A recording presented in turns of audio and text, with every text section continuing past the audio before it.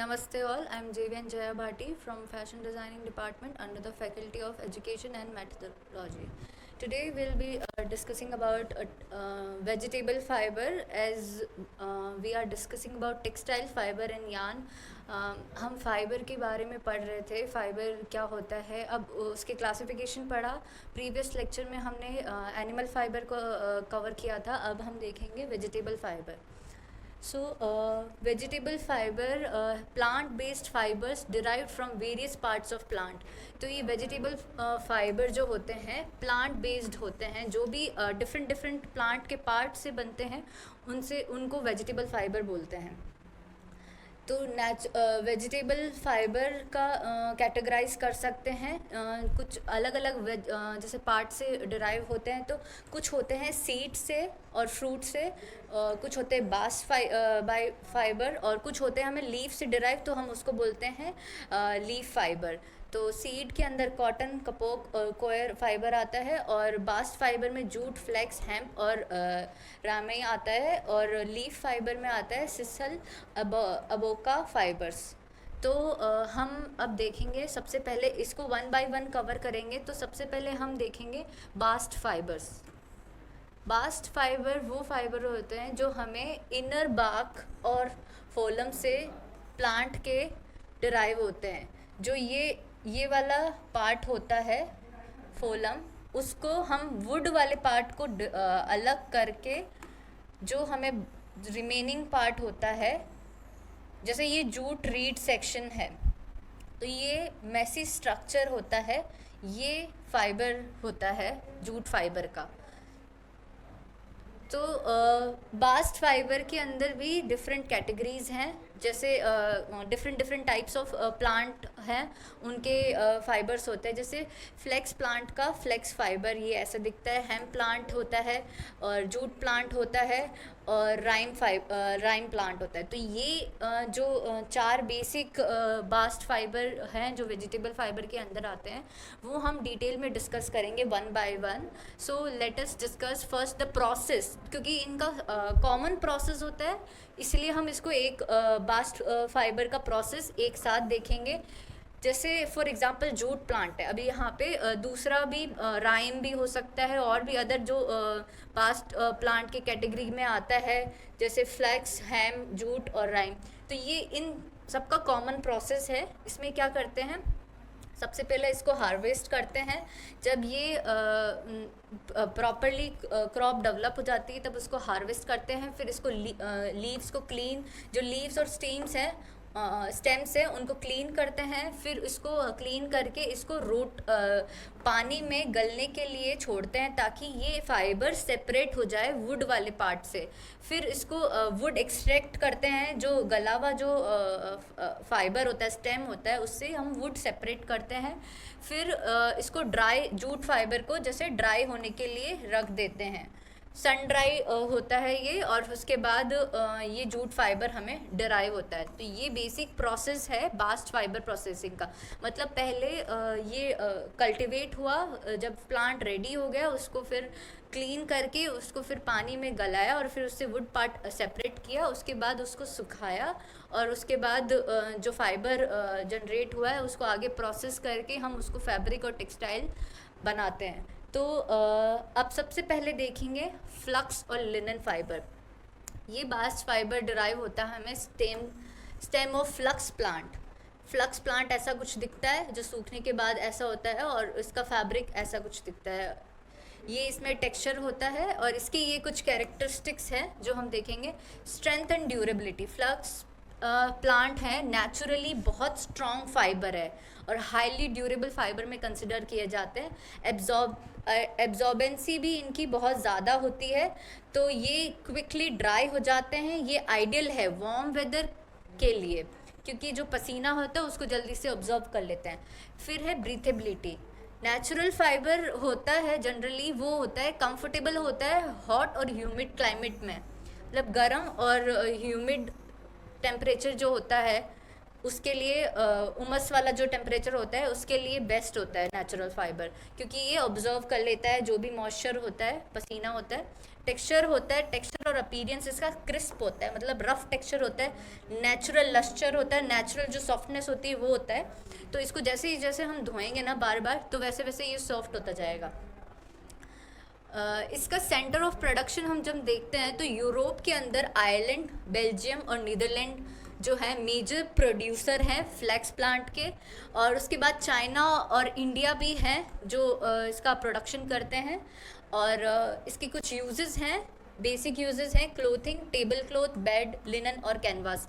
तो ये देख पा रहे हैं आप कैनवास और ये टेबल क्लॉथ और ये अपॉस्टरी और ये जैसे क्लोथिंग है, जैसे ये पैंट है, ट्राउज़र है, ये इसके यूजेस हैं, बेसिक यूजेस हैं। Moving on to the next fibre, hemp fibre. Hemp fibre हमें डिराइव होता है स्टॉक ऑफ हेम्प प्लांट। ये हेम्प प्लांट का जो स्टॉक होता है उससे डिराइव होता है ये। और इसके कुछ कैरेक्टरिस्टिक्स हैं, ये strength and durable, extremely strong, durable, ideal for rope and heavy duty fabric. जैसे कि ये बहुत मजबूत होता है, तो इसको हम रस्सी के लिए और हैवी ड्यूटी फाइबर अगर हमें चाहिए कुछ तो उसके लिए बहुत इम्पॉर्टेंट प्ले करता है ये hemp fibre. Absorbency, high absorbent, suitable for towels and diapers. तो ये इसका एब्जॉर्प्शन पावर भी बहुत अच्छा होता है, सोखने की क्षमता बहुत अच्छी होती है, तो ये बहुत सूटेबल है टॉवल्स के लिए और डाइपर्स के लिए। और फिर थर्ड है breathability, breathable with good thermal property, suitable for all seasons. जैसे कि इसका ब्रीथेबल है ये, तो ये सारे सीजन्स के लिए बहुत ही इम्पॉर्टेंट फाइबर रहता है। इको फ्रेंडली, ग्रोस क्विकली, जल्दी से उग जाता है, रिक्वायर्ड वेरी लेस वाटर, बहुत कम पानी चाहिए होता है इसको उगने के लिए, और कोई भी पेस्टिसाइड्स इसको नहीं चाहिए, तो ये इजीली ग्रो हो जाता है, इसलिए इसको इको फ्रेंडली बोलते हैं। जैसे कम पानी लगता है, इसलिए हम इसको इको फ्रेंडली भी कंसिडर कर सकते हैं। फिर हम इसके अब देखेंगे कुछ सेंटर्स ऑफ प्रोडक्शंस देखेंगे कि कहाँ ये ज़्यादा होता है। चाइना इसका मेजर प्रोड्यूसर है, चाइना में मोस्टली होता है। फिर आते हैं फ्रांस, नीदरलैंड एंड यूएसए, इसके जो rest of the production countries हैं। इसके यूजेस हम बेसिकली करते हैं रोप में, टेक्सटाइल में, और ये बायोडिग्रेडेबल प्लास्टिक बैग्स, प्लास्टिक में भी यूज़ होता है, पेपर, बिल्डिंग मटेरियल, इसमें भी ये यूज़ होता है। Moving on to the next fibre, jute fibre. Golden, ये फाइबर गोल्ड भी बोलते हैं इसको, क्योंकि ये बहुत यूज़फुल है, और ये बेसिकली बांग्लादेश का गोल्डन फाइबर है, और इंडिया में भी इसको वेस्ट बंगाल में बहुत ज़्यादा प्रोडक्शन होता है। सो इसका सोर्स है जूट प्लांट, जूट प्लांट से ये डिराइव होता है। और इसके कैरेक्टरिस्टिक्स है strength and durable, strong, durable, suitable for heavy duty application, ठीक है। बायोडिग्रेडेबिलिटी है, इको फ्रेंडली है, इसलिए ये डिकम्पोज हो जाता है ईजिली, और रिड्यूस इन्वायरमेंटल इम्पैक्ट। एब्जॉर्बेंसी भी बहुत अच्छी होती है, जो मॉइस्चर अब्जॉर्प्शन के लिए होता है, इसलिए इसको प्रोडक्ट हैंडलिंग, जो मॉइस्चर से बचाना है किसी भी प्रोडक्ट को, आपने देखा होगा जैसे जो वेजिटेबल्स होते हैं जैसे आलू और है, उसको हम जूट के बैग में कवर करते हैं ताकि उसमें ज़्यादा मॉइस्चर क्रिएट ना हो। और थर्मल इंसुलेशन भी इसका बहुत अच्छा है, provide good insulation against heat and sound. So coming up to its production centers, Bangladesh इसका लार्जेस्ट प्रोड्यूसर है, जिसमें जो सिग्निफिकेंट सप्लाई करता है, जो सबसे ज़्यादा सप्लाई करता है जूट को, और इंडिया फिर उसके बाद आता है। इसके अंदर वेस्ट बंगाल, बिहार और आसाम आते हैं। अदर रीजन में चाइना, थाईलैंड, म्यांमार भी जूट प्रोड्यूसिंग कंट्रीज़ में आते हैं। इसका यूज़ हम बेसिकली रोप्स, बैग्स, मैट्स और ये सैक बैग्स जो होते हैं, मैंने बताया जैसे कोई भी वेजिटेबल है उसको इसी को प्रेफर किया जाता है, क्योंकि ये ऑब्जर्व कर देती है मॉइस्चर को, सब्जियां ख़राब नहीं होती उससे। और भी हम जो भी चीज़ें हैं इंडस्ट्रियल यूज़ के लिए, हम उसको हैवी ड्यूटी यूज़ कर सकते हैं। फिर आता है राइम फाइबर। ये फाइबर ऑब्टेन होता है हमें स्टेम ऑफ राइम प्लांट से, ये प्लांट है, और इसकी कैरेक्टरिस्टिक्स है strength and durability, one of the strongest natural fibre. ये सबसे मजबूत नेचुरल फाइबर है और इसमें एक नेचुरल शीन भी होती है, सिल्की लश्चर है, natural sheen similar to silk. Silk जैसा दिखता है वैसा स्मूथ ये भी दिखता है, तो इससे हम लग्जरीज अपील भी अपीरियंस भी देख पाते हैं इसमें एक कैरेक्टरिस्टिक से।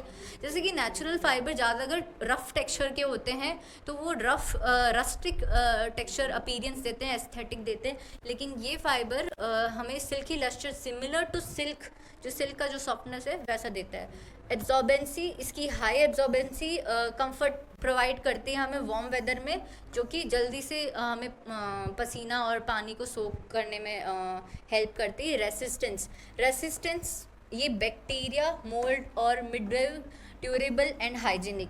ये जो बैक्टीरिया रेसिस्टेंट भी है तो ये एक तरीके से हमें उससे भी प्रोटेक्ट करता है, मोल्ड और से। और इसके प्रोडक्शन बेसिकली हम देखते हैं लार्जेस्ट प्रोड्यूसर है वो चाइना है, क्योंकि ये कल्टीवेट कर रहा है काफ़ी लंबे टाइम से। और फिर आता है ब्राज़ील और फिलीपींस, जो भी इसका काफ़ी अमाउंट में प्रोडक्शन करते हैं, लेकिन कंपैरेटिवली चाइना इसका कम होता है। और दूसरे अदर रीज़न है, इंडिया भी आता है इसके अंदर, फिर जापान, साउथ कोरिया ये भी है जो राइम का प्रोडक्शन करते हैं। इसका यूज़ हम देख पाते हैं कि ये अपैरल, टेक्सटाइल और स्विंग थ्रेड्स और फिशिंग नेट्स में भी करता है, क्योंकि ये जब वाटर में अब्जॉर्ब होता है ना ये मटेरियल, तो ये ज़्यादा स्ट्रॉन्ग हो जाता है, इसलिए ये फिशिंग नेट में भी यूज़ किया जाता है। तो हमने अभी देखे बास्ट फाइबर के टाइप्स देखे। नेक्स्ट क्लास में हम देखेंगे लीफ फाइबर, इसको हम ब्रीफली डिस्कस करेंगे। फिर हम देखेंगे सीड्स और फ्रूट फाइबर को। तो ये हमारा वेजिटेबल फाइबर का फर्स्ट टॉपिक था, bast fibre. Thank you so much.